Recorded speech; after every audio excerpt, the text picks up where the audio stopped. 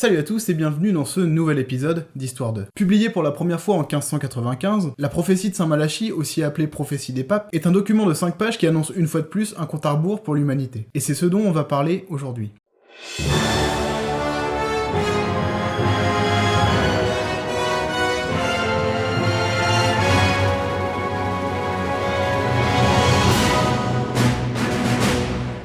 Saint Malachie d'Armagh, un évêque irlandais né en 1094 et mort en 1148 à Clairvaux, est la personne à qui on attribue la prophétie des papes. C'est le moine Arnaud de Villon qui publia en 1595 la prophétie dans un ouvrage intitulé Lignum Vitae ou l'arbre de vie.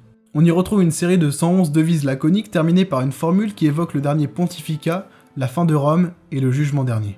Dans la dernière persécution de la Sainte Église romaine siégera Pierre le Romain, qui paîtra ses brebis au milieu de nombreuses tribulations. Ces tribulations passées, la ville aux 7 collines sera détruite et le juge redoutable jugera son peuple. D'après la prophétie, au terme d'une succession de 112 papes depuis Célestin II, surviendrait Pierre le Romain, qui guidera les chrétiens dans un contexte apocalyptique de persécution et de destruction de la ville aux 7 collines, l'autre nom de Rome. Toujours en se référant au texte, Benoît XVI était le souverain pontife qui avait comme maxime de Gloria Olivae, de la gloire de l'olivier ou de l'olive, qui est la dernière dans la liste avant le jugement dernier. Cela voudrait donc dire que le pape François sera le dernier des papes. Il devrait donc nous introduire dans une dernière ligne droite de la fin des temps, ce qui veut dire que nous devrions voir apparaître l'Antéchrist sur la scène mondiale. Il s'agit donc de la dernière persécution de l'Église, c'est-à-dire la persécution sous l'Antéchrist que notre Seigneur, les apôtres et les saints prophètes de la Bible nous ont annoncé par avance pour la fin des temps. Mais le pape François est-il vraiment Pierre le Romain? Jamais dans la liste des papes, Saint Malachie n'a parlé d'un pape qui sera nommé Pierre II, mais bien d'un certain Pierre le Romain, ce qui est tout autre chose. Il ne donne également aucun des noms des 111 papes, mais seulement des devises les concernant. Pourquoi aurait-il tout d'un coup changé la règle de sa liste pour le 112e pape?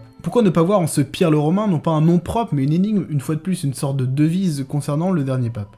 Nous pensions en avoir terminé avec toutes les interprétations farfelues des versets de Nostradamus, ou encore le calendrier Maya dont les soi-disant spécialistes et pseudo-prophètes annonçaient la fin du monde au 21 décembre 2012. Cette fois, certains vous diront que c'est du sérieux, que la sentence va s'abattre sur nous. En même temps, les deux ingrédients les plus excitants sont réunis dans un cocktail explosif pour attiser les spéculations et les fantasmes les plus fous.